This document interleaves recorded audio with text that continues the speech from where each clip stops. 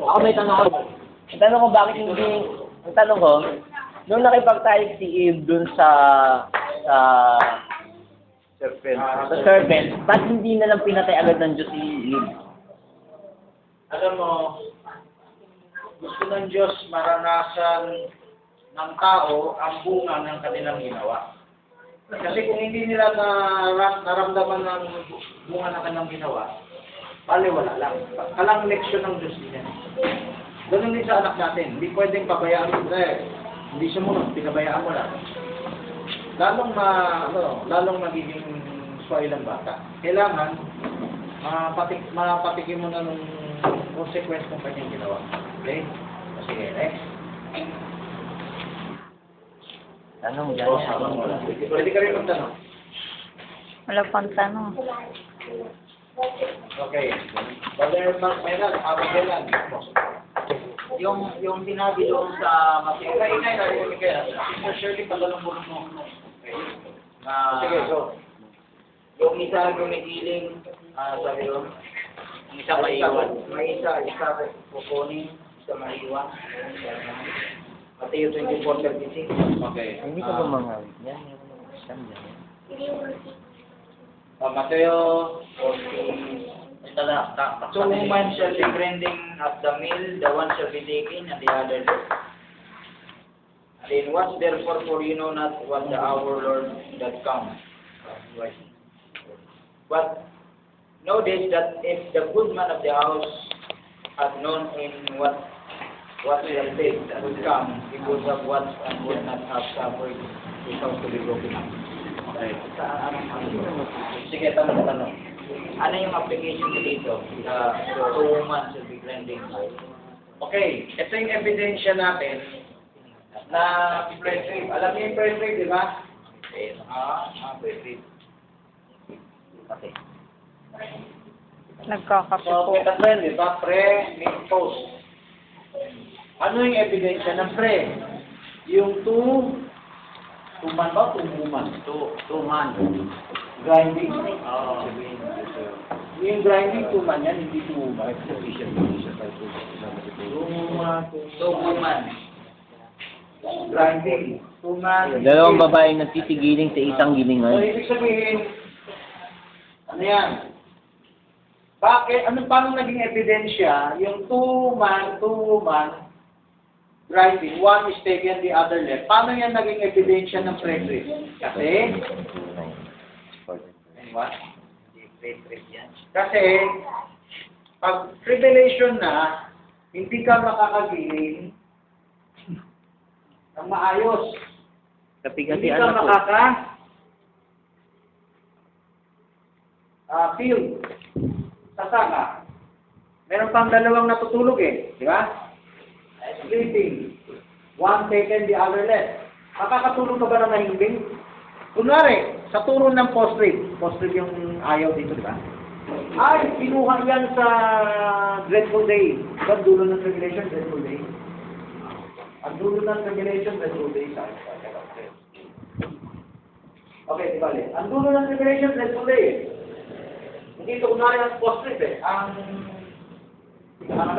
yung dito raw ang rapture ng ng mga post-rib Kung doon sa natulog, pwede ka ba natutulog? Kasi isa ang kinuha. Gumigiling, isa kinuha. Parang ordinary lang buhay, nasa bukid, isang kinuha. Yun ang batayan na merong press rib. Kung hindi ito, halos panalo na yung post-rib Okay? Ano may pa ibang talata na ililigtas sa Paano mo masabing pre-trib yan dalawa? Ang isa, ay ba, dalawang nagigiling. Paano sabing hindi makagiling ng maayos? Abay, tribulation na yun Alam mo ba dito may 24 hours? Revelation of the Lord na spirit na yun. Oo. Pero ang isang bagay dyan, tinutukoy, ang isa mawawala, ang isa maiiwan. Ibig sabihin yan, ang police virgin, sa ang white, ang isa ang white aangat, ang police maiiwan. Hindi ko Kaya nga, ang issue ito, kung ito ay post-trib, meron pa sa dulo ng tribulation, Parang normal pa ang buhay. Yan. Kapag sino mo ba ba? Wala na siya. Okay. Brother Francis, anong connection ng ng 1 Corinthians 3:9 dyan po sa two man and two woman? Kasi yun po yung nakalagay dito sa Bible ko eh, galing sa na ang dating daan. Merong supported verse. 1 Corinthians 3:9. 1 John 3:9. Opo. Hindi, 1 Corinthians. Pakibukas nga 1 Corinthians 3:9. Ito po. Nasa akin na po. Focus lang dito sa board. Sapagkat tayo ay mga kamanggagawa ng Diyos, kayo ang bukid ng Diyos, ang gusali ng Diyos. Bakit po yung dinugtong ni yung brother Ay, dito? si King dating James daan ba yan? King Dating James daan yung yan. Bible mo. Dating daan Bible yan, no? Kung Kaya pala. tayo ang bukidin ng Diyos, i-spiritualize na ni Soriano to, yung nasa bukid. Spiritualize na yan. Siguro ibig sabihin, tatanggalin ganyan. So, di ko na muna pasukin yan kasi di ko naman narinig yung pangliwanag nila eh. Yung Bible na, para may komentaryo. Ang tinatanong niya doon, na ang tao, kamanggagawa, bukid ng Diyos, building ng Diyos. Di ba? Anong symbolical nun? Anong... Yun ay dinugtong niya eh, yung 1 Corinthians 3:9 eh. Dito sa two man and two women eh. Hindi ko lang kung makuha ko na ibigay Kasi sa gusto niyang spiritualize. Oo. Kaya magdugtong-dugtong. Parang... Okay, next question. Tuloy tayo. Dapat na dito. Ito mga topic, sana masulat no, para maiuya mo. May... Next. Tanong. Tagalog tayo. Ang dapat kasi parang maganda sa akin to. Tungkol talaga sa impyerno eh. Tagal ng usapan to, di ba? Saan talaga banda ang impyerno? Gusto mo? Saan banda ang impyerno? Saang lugar? Babalik tayo sa tatlong impyerno. Ay, sige. No. O, tingin dito sa tatlong Pinamimigay lang niya sa amin dun yung katito. Sa Cubao. Yung unang impyerno, ano mo ba? Jay, ano yung unang impyerno? Hades, Gehenna, tsaka Tartarus. Meron ba kung wala? Ano mo sa bahay? Hades or Shore. Tagal na lang pinag-aralan. So, Brother George, nasaan? Pasagot. Ang Hades, nasa lahat ng dako sa Daming ibang pinamimigay antas ng doon. pagilan. Ang Gehenna May laro. ay nasa gitna ng mundo at doon sa dagat-dagatang apoy. Okay. At, dagdag pa. Yung symbolical sa lupa. Ano yung symbolical sa lupa? Yung apoy na susunog sa lupa at basurahan. Number 3. Tartarus. Ito ay gitna pa rin ng lupa. Tapos na, yun na. Okay. Ang tanong dito, Earth core. anong apoy ang sumunog sa Sodom at Gomorrah? Ang apoy na susunog, Galing yung universe. Yung mga bato. ang apoy na sumunog sa Sodom at Gomorrah pwede tawagin Gehenna. Ang tanong ko, saan ang galing yun? Sabi ni Yan ay apoy galing sa Diyos at galing din sa vulkan. Ay. Galing man sa galing sa bulkan yun? Inyor. Hindi, maraming Hindi pa bilog dapat. Alam mo ba kung naging asin? Kalawakan yun. Sulfur. Oo. Ano yun? Ang Dead Sea ay puno ng asin at sulfur. Namatay yung isang star Galing na sa ibang bangga. lupa yan. Okay? Hindi, tamo. Bakit? Ano bang chemical ang formula ng brimstone? Nagaling sa ano. Nature. Ang formula ng brimstone, ano ba siya? Asteroid. Hindi ko na alam. Ayun, asteroid. Sulfur. Sulfur. O kaya nga, ngayon, Eh, paano, yan ay bakit ang sila sulfur, yan ay isang chemical na kaya tumunaw ng bakal. Na matitigas na bakal. Ngayon, nung paulanin ng Diyos sa Sodom at Gomorrah, saan siya lumabas? Saan siya nanggaling? Sa bulkan ba? Sa ilalim ng lupa? O saan siya nanggaling? Yung sa Gehenna. Alam mo, maraming application sa Gehenna. Pero, yun lang sa Sodom and Gomorrah na tumupok. O, record na, no? Okay, siya. Buksan kong Bible ko. Nag-record Sige na. po. Okay. Ang, book sa akin, ha, dito. Parehas. Hindi naman nakikita. Hindi nakikita. Malabo. Okay na yan. Okay. Tutok mo sa whiteboard. Wala na sa akin. Tingnan mo. Pag lumapit ka sa whiteboard, alam mo. Yun. Hindi ka nakita. Hindi importante ako. Okay, okay na yan. Oh, ulitin ko ha. Yung ako na tumupok doon sa syudad ay mga lava yan. Lava. Magma. Ikaw Okay. sa bulkan. Saan ang galing yun? Sa bulkan. Sa lalim ng lupa. Bakit nagiging asin sila pag Supply tumitingin ka doon? doon kung ang sasabihin. Nagiging asin pag tumingin. Anong basihan mo ba Francis sa May? Bible na may baptism? Anong basihan mo sa Bible? Nang hinayang silot kasi nun eh. Na Eh, yung silot galing nga ba yung na hinayang? yung fire and brimstone ay galing nga sa bulkan. Yun na yung meaning nun eh. Sa Bible, saan mo makabasa yun? Hindi Bible, yung saltang brimstone ay Kasi- yan yung lava.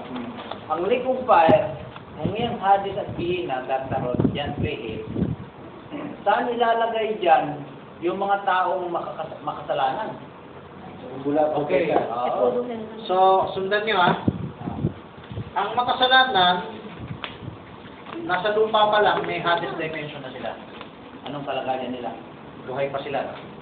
Tapos, nung namatay sila, tuloy lang din sa dimension na yan. Nawala lang yung katawan sa third dimension. Number 2, ang makasalanan, hindi ito lugar, kondisyon ng Gehenna. Okay? Ang makasalanan. May paghihirap. Number 3, halos lahat. Nasa gitna pa rin siya ng lupa. Bago siya buhayin muli at ihagis sa dagat-dagat ng apoy. Okay, go. Sige, tanong. Yung Israel, even doon sa time ni Joshua, Sandali, bago mag-Israel. Tapos na ba yung Inferno, Burger? Hindi pa. Sige. Kasi may sabi doon sa Bible, nung hinatulan na ng Diyos yung mga tao, hinagi sila sa dagat-dagatang apoy. Yun yung At- ikalawang kamatayan. Yun yung ikalawang kamatayan. Ngayon, nung ihagis yun, ibig sabihin, nawala ang langit at lupa. Saan yung lugar yun? Nawala ang langit. Ang langit ay lupa ay na parang gano'n. Ay, kasi ang dagat-dagatang apoy, wala yan sa earth. Wala sa earth. Outside the earth yan. Oo. Araw nga yan. Kahit araw, kahit sa earth. So, tapos na. Hindi, Pwedeng ba? near Ngayon, kung Langit- sa langit near ibig sabihin, anong kung wala yan, wala dito sa mundo, sabi mo, o saang bahagi yan, yung dagat-dagatang apoy na yan. Kasi may lugar eh. Hindi mundo lang. Anong kalagayan yun? Hindi ko alam saan sa kalawakan. Ibig mo sabihin, literal na kuwan yun na dagat-dagatang apoy. Literal? Kasi sa araw, isang example na yan. Okay. Other question? Ito muna. Doon Mamatay din yung araw kasi star yun. Wala. Hindi Pag namatay mawawala yung araw, yung namatay na rin sila. dagat-dagatang apoy. Kasi natutupok na sila. Hindi magiging malaki. Total annihilation. Wala na. Tunaw na. Okay. Israel na tayo ha.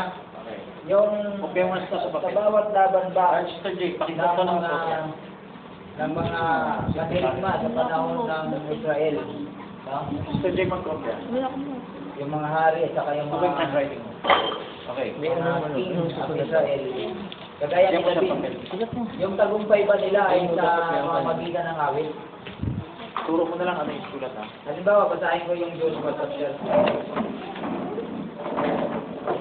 Ang sabi kasi dito, So,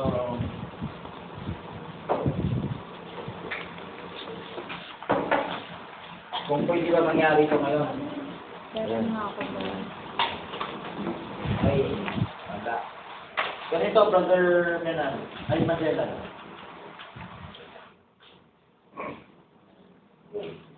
Okay.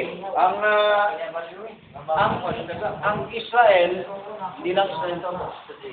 Awitan to. Victory song. Yan ang topic. Alam niyo ba ang awit may anointing? Ano yung anointing? Katulad ng espiritista na may mahika. Ang Diyos may anointing, may kapangyarihan. Okay? Alam mo ba yung mga tao sa mundo nalalason through worldly music? Nakarinig ka na ba ng worldly music, Sister Jay? Nag-enjoy ka ba sa worldly music? Naramdaman mo ba yung anointing ng Diablo sa worldly music? Ha? Meron. Wow!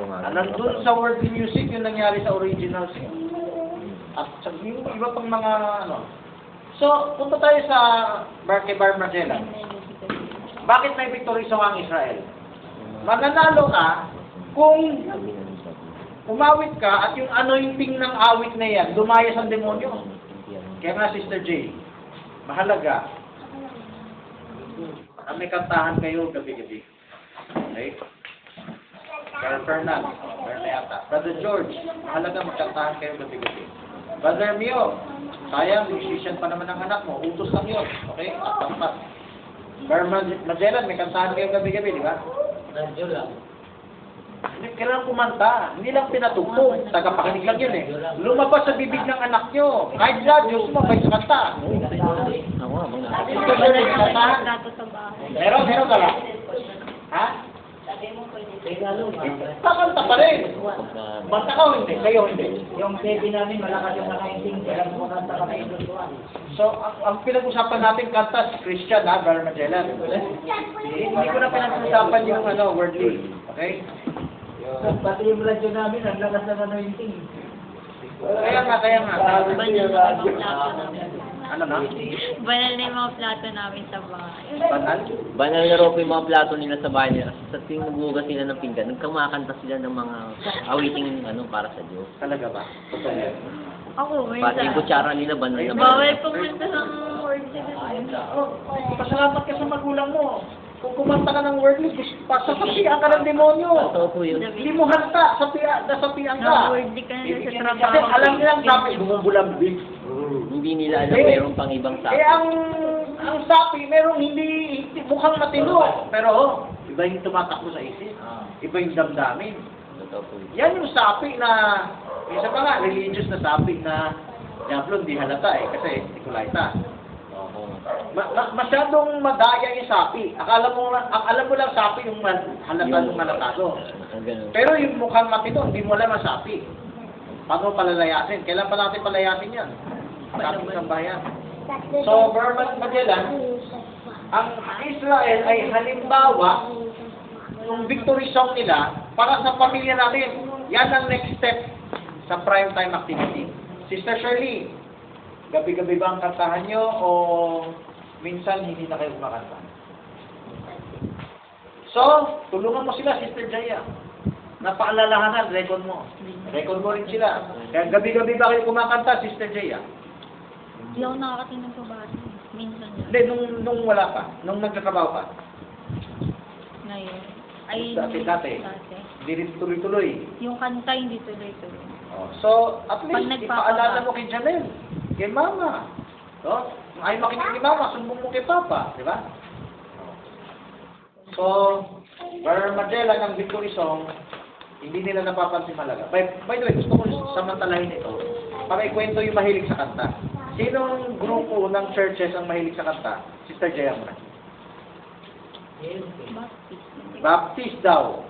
Basta kung maluma yan eh, makaluma. Basta po ba naging Christian, may Alam hilig ko po ba sa sa kanta? Pentecostal? Ano ba yung Pentecostal? Di ba yun yung... Yung ano? No. Ha? Yung? Ano? Ano, ganito ko yun. Ako nga yung nagtatanong eh. Ano yung Pentecostal? Sister J. Kanta pa lang po. Ano yung Pentecostal? Christian. Christian, yan lang alam mo. Oh. Ikaw, may alam ka ba anong Pentecostal? Sige na po, siba na lang kami. Brother... Ako, mamali po ako. Sister Shirley, alam mo yung Pentecostal? Ano? Madamdaming. Ito, pakinggan nyo ha. Masayang mag-worship Ang Pentecostal, kahit hindi malalim ang message, nakakahatak silang tao sa kanta. Ito, parang madayang anointing in a sense na malakas kasi yung anointing. O tumatalsik yung tao, nanginginig. Yung pa, Nakukuryente. matay. Oo, naranasan mo na ba yan? Naranasan mo na ba makuryente? O na ano? Nakarin. Ako naranasan ko na. Madalas makuryente, stress yan. Huwag ko lang biro, Carl George. Kasi yung ibang kuryente hanap mo eh. Literal. Ako na. Fernand, nakuryente ka na. Itutukoy ko yung ano, yung Carolina. Ayun, Magellan, naranasan na, no? Every Sunday, may kuryente yan doon. Ano, sarili dito sa atin o sa denomination? Wala ka pa ng mission. Meron sa Okay. ito, pupunta na din natin. Ito, ganito, balanse natin. Kaya kung gusto banggitin yan eh. Nakakadaya yan, nabusog ka. Si Omar, pinagtatapat niya yan. Bumagsak siya. Pagbangon niya, aakyat pa siya dun sa misyonaryo para, o yung naglilehens para magpalehen doon para bumagsak ulit. Yung assembly sukat pa siya. So, ang hinahabol lang yung sensation. Pero, balik rin natin. Kasi wala silang mensahe. Meron tayong salita. Meron tayong salita. Gusto natin yung salita natin ay magkaroon ng power. Paano tayo magkaka-power? Ang first step, kanta. Ang iba, siyempre, may fasting prayer. Iba, siyempre, yung pagtupad sa sharing. Pero ito, kung ilagay sa tamang gamit, makatulad ng fasting and prayer yan. Yung kanta lang. Kasi gusto mong palayas ng demonyo. Wala ka naman preparation sa fasting prayer. Kanta ka. Ilapit mo sa pabasa report, pwede rin yan. Pero, yung kanta, initial buhos ng anointing yan. Okay, may mga talata ba yan? May talata eh, lalayas ang diablo sa kanta eh. Alam mo yung talata yan? Alam mo yung talata yan? Samuel, ano? Bermeo, anong talata? Yung kakanta ka lang, lalayas na yung demonyo. Sa first step, Tama ka yan. Check nyo na lang ha, kung tama. Francis, meron din sa Bible na hindi lang makanta lumayas yung Diablo. Tinawat niya. Ano na? Tinawat. Tawat? Oo, yung Sa Bible, sa Bible. yung gusto kay Juan, kay ano, kay tubig. Eh, hindi yan eh, apocrypha yan eh. Sa Okay, dito muna tayo sa kanta. Pero, hindi nyo alam yung talata, no? Hanapin nyo. Okay, next question.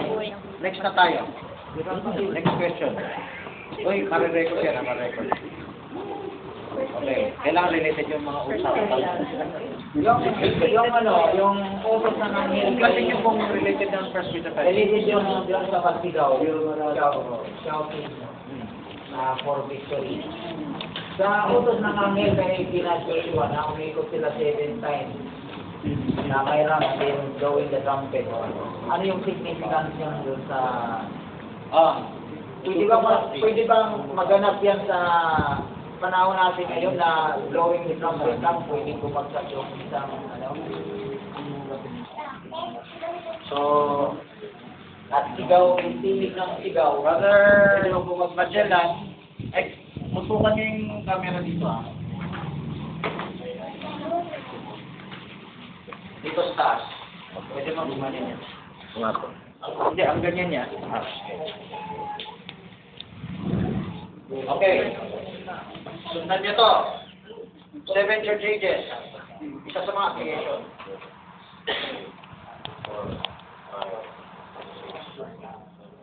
Sundan niyo. Ang 7 trumpets, 7 times, ito, kada ikot sa Jericho, isang pitong araw, isang ikot. Sa ikapitong araw, 7 ikot. Bakit 7 ikot sa ikapitong araw?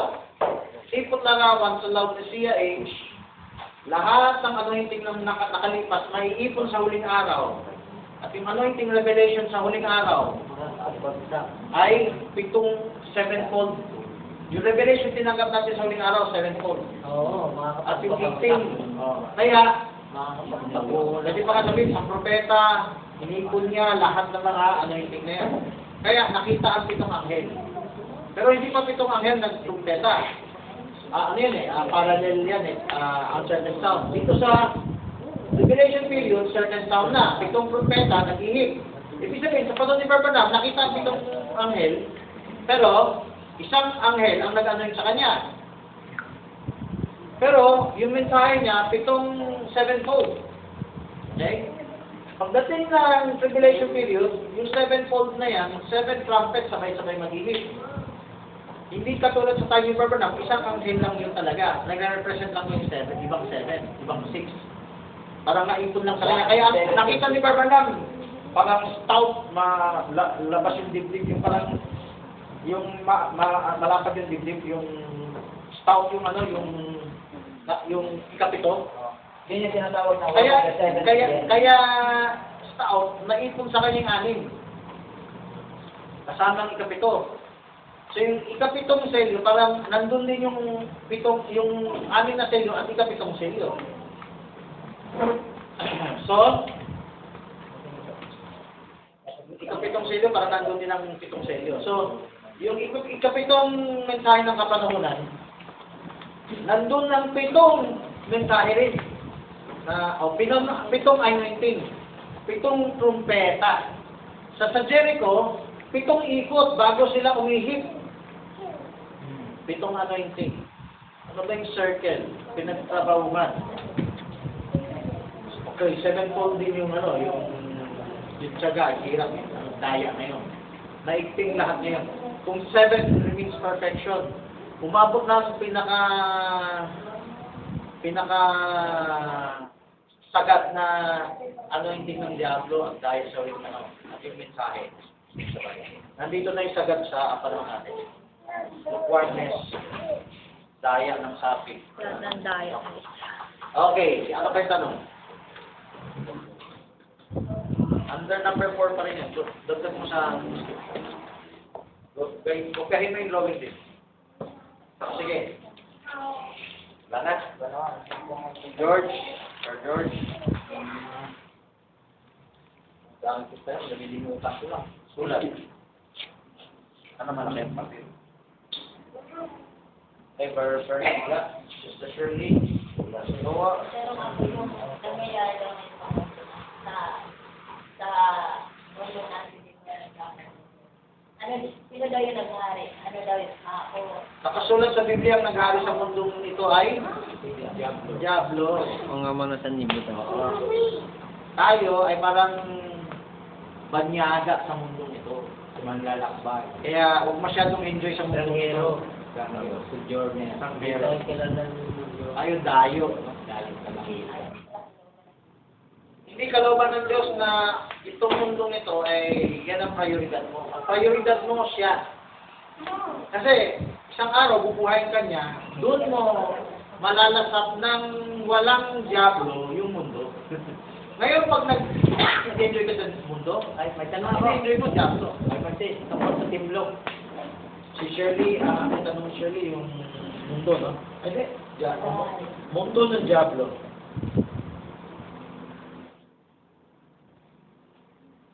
Okay. Bakit kailangan pang itayo sa Israel pagtapos ng pag tinayo na ba ang templo sa Israel tapos na ang panahon ng Hintil? Meron pang tinatawag na giyera. So, temple, Sister Jay, yung tanong ni George, sulat mo ha.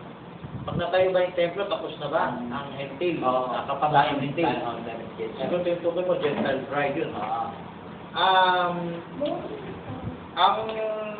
hindi pa exactly. Ang katapusan, ito, magkakagyera, Ezekiel 38:39, at magkakaroon ng peace covenant. Yung peace covenant, yan yung Daniel 9:27. Establish a covenant with many. So, ito ang simula ng last week of Daniel. Kasi nakasunod yan sa last week of Daniel. So, hindi yung tayo ng templo. Yung tayo ng templo ay stepping stone pagpunta sa gera. Yung gera, stepping stone papunta sa Peace Covenant. Yung Peace Covenant, mapapansin mo, may templo dyan. He shall cause the sacrifice and the oblation to cease. Sa 27 part C. Ibig sabihin, pag itinayo ang templo ng Israel, ibig sabihin may natitira pang panahon para sa hindi. Ano na yan? Pag natayo ang templo, maikling panahon na lang, Ezekiel 38-39. Then, 7 months pa. Di ba napansin niyo sa Ezekiel 38-39, parang kukuha ng Samsung? Ang siguro, naka-apekto yung pagtayo ng templo sa lulusog. Yung lulusog, Russia, Ethiopia, China. Iran, Hindi ang Iran. Egypt, Iran, nandun ang Iran. Buksan nyo, Ezekiel 38-39. Buksan nyo, para masanay kayo. May Persia doon. Ito, ulitin ko ha. Russia, walang China, burn nyo. Walang nakapokus ang kaya. So, Russia, Iran, Armenia, Turkey, Libya, Ethiopia. Iba dyan mahirap. Iba, mapakahirap ng Kasama Ethiopia, Persia, Libya, Turkey at Armenia. So, yan yung bago mag-Peace Covenant. Okay? At yung Peace Covenant, sa dulo nun, may papitigilin ng handog sa templo. Ibig sabihin, nagawa ng templo by that time. Okay? So, ang gawa ng templo, nakakatakot sa ating may revelation. Baka tingin mo, ano kaya yan? Hindi. Matakot ka kung may alam ka sa prophecy. It's time to go. Ibig sabihin, Are you ready to go? If you're not ready to go, kawawa ka. Gusto mo ba maiwan, Sister Gia? Ang sarap ng lungtong ito. Hindi ko ito naranasan sa Pilipinas. ibig sabihin, balik natin. Kailangan Kung pa magtrabaho ang dito. rapture, ibig sabihin nun, kailangan pa mangyari yung Ezekiel 39. Nangyayari pa yun. Hindi na mangyari. Kung bago mag-rapture, mauuna ang Ezekiel 39. Mauuna ang Ezekiel 38 bago mag-rapture. Kasi ang rapture, alam niyo ganito.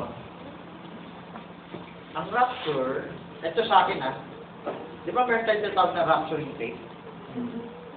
Yung rapture in faith, kasama doon, makita mo maganap lahat yan. Templo, gera, Peace Covenant. Mararanasan din Masisilip mo pa yung two prophets. Yung silip mo sa two prophets, nag-umpisa na yung first trump. Yan na yung trump mo doon sa Thessalonians at sa Corinthians. Na mababago ang katawan mo sa trump. So, yung trump, hindi presidente may hawig na.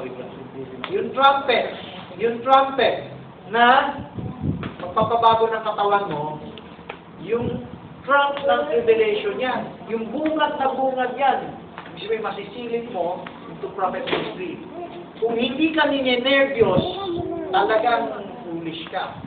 Ay hindi, pati foolish pala dapat manervyos din. Yung sila nakaka-frustrate. Bakit? Lilipad, gusto nila lumipad, hindi sila makalipad. Gusto nila Hindi mo na-rapture yung sila makalisot. pero safe sila. Hindi, babayaran nila yung salvation nila. Ang naghirap. Kasi ngayon, simpleng pere yan hirap, ayaw nila eh. Okay. Basta, pugot hirap na lang. Ang Trump ba, literal o spiritual? Another topic yan.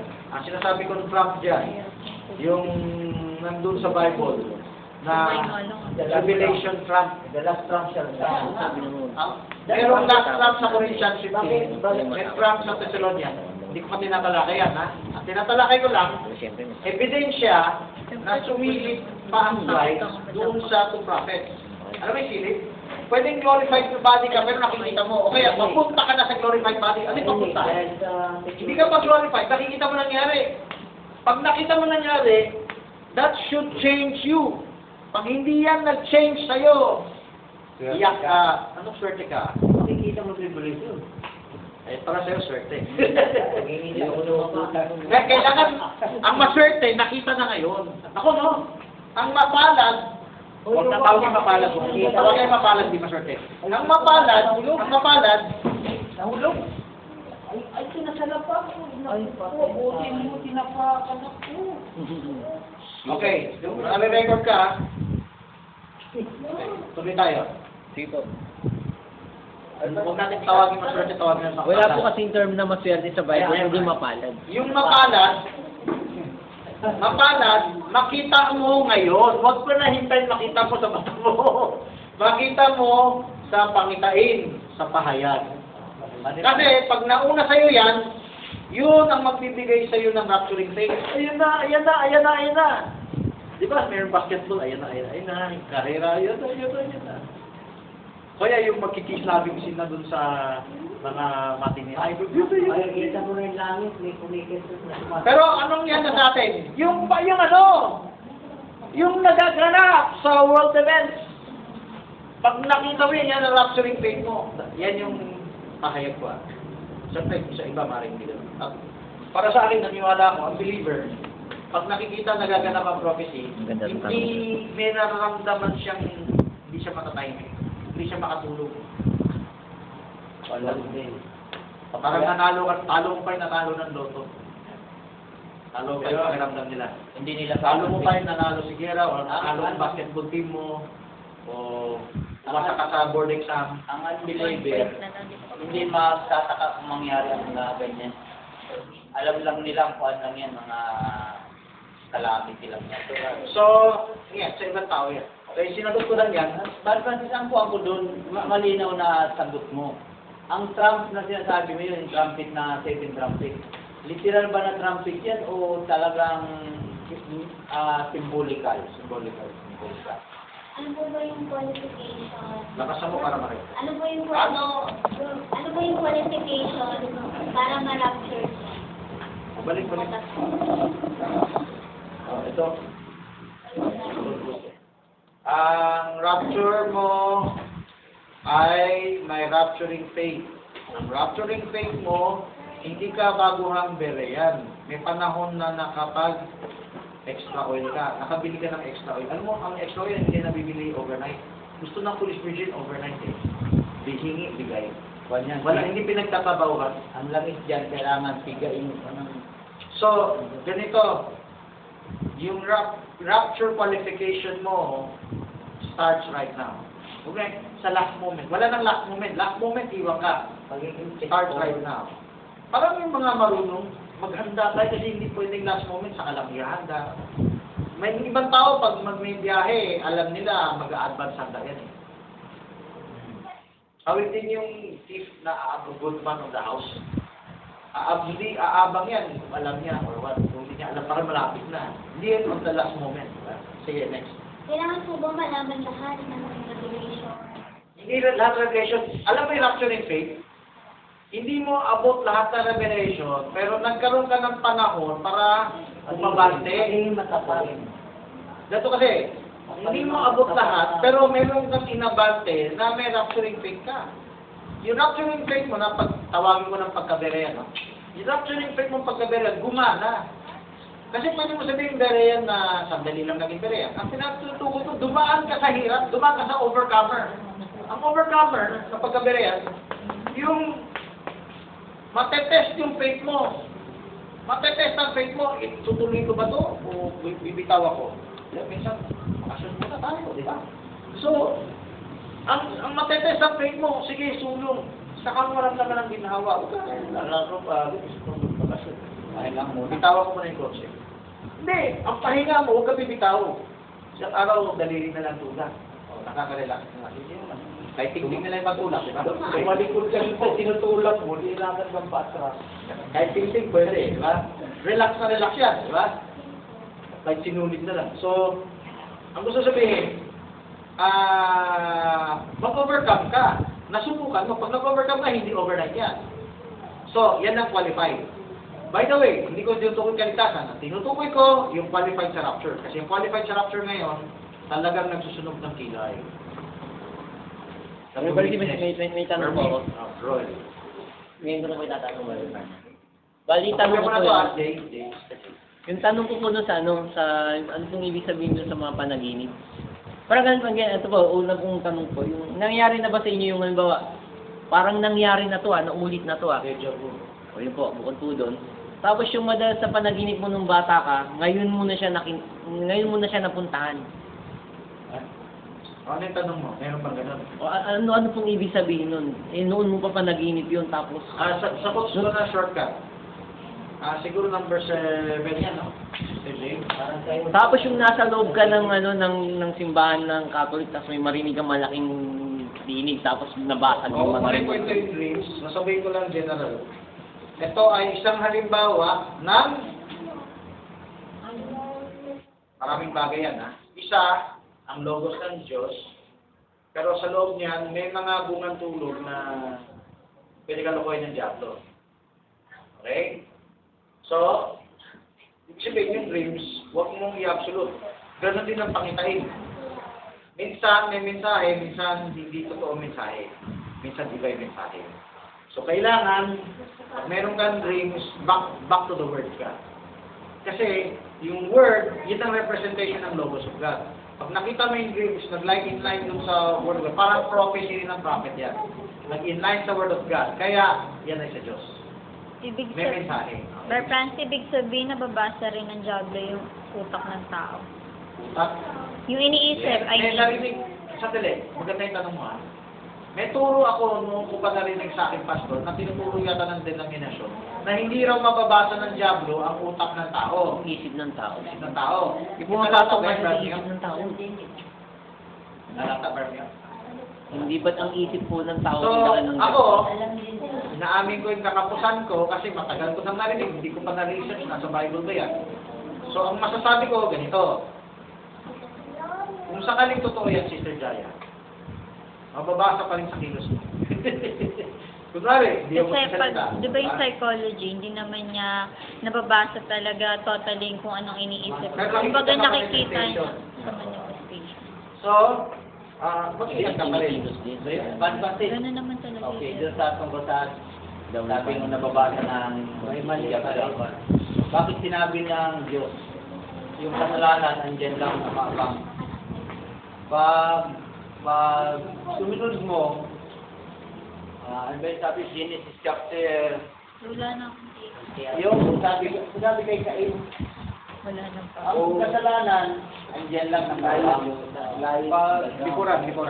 Pag ikaw ay sumunod, kasamahan ka. Wala na. Diba? Buka tayo naman. Okay na yan. Ano ang Condor Francis sa sinabi ng Diyos kay Cain na tungkol doon sa kasalanan? Na andyan na nakabang. Oo. Kasi, ang kasalanan ay substract. Nasa isip mo rin yan. Eh, paano mababasa na? Paano kasasama ng Diablo? Hindi, kailangan alam may pahayag ng Diyos. The fact na master key, ayaw mo, alamin ang pahayag ng Diyos. Magkakasala ka, hindi mo alam. Eh, paano sasamahan You don't want, kunwari, sa instruction manual, hindi mo binasa. Hindi mo kasi alam eh. Kasalanan mo yan, di ba? May instruction na nga, di mo pa binasa. Oo, the fact na ayaw mo basahin, kahit hindi pa nasisira yung component. Kasalanan na yan. Nagkakasala ka na sa component. Ito na Diyos. Hindi mo pinapansin ang instruction. Nagkakasala ka na. Kailangan ng puso natin, sinisikap natin, sa abot ng available, kaya natin, yung instruction ng Diyos, makuha ng eksakto. Ibig sabihin, hindi nababasa ng Diablo. Sinabi ko kanina, hang ako dyan eh. Wala ko lang. Kaya nga, hindi. Alam tayo, ha? Sinabi ko lang kanina, kung sakaling totoo, ang bawi naman ng Diablo yung kilos natin. Ibig sabihin, tama, sa kilos, sa gawa mo. Pag gumawa ka ng mali, nasamahan ka niya. Makikita. Oo. Pero kung ay hindi mabasa, kasi hindi naman na niya alam ang division mo eh. Okay na. Hindi mabasa. Tapos, Wala nang tanong. Ano? may siya na. Maaga po. Wala nang tanong. Magkalas tayo, di ba? Grabe siya. Okay, tayo lahat. Pakistop na. Wala mo yung sakil. Akin yung sakil.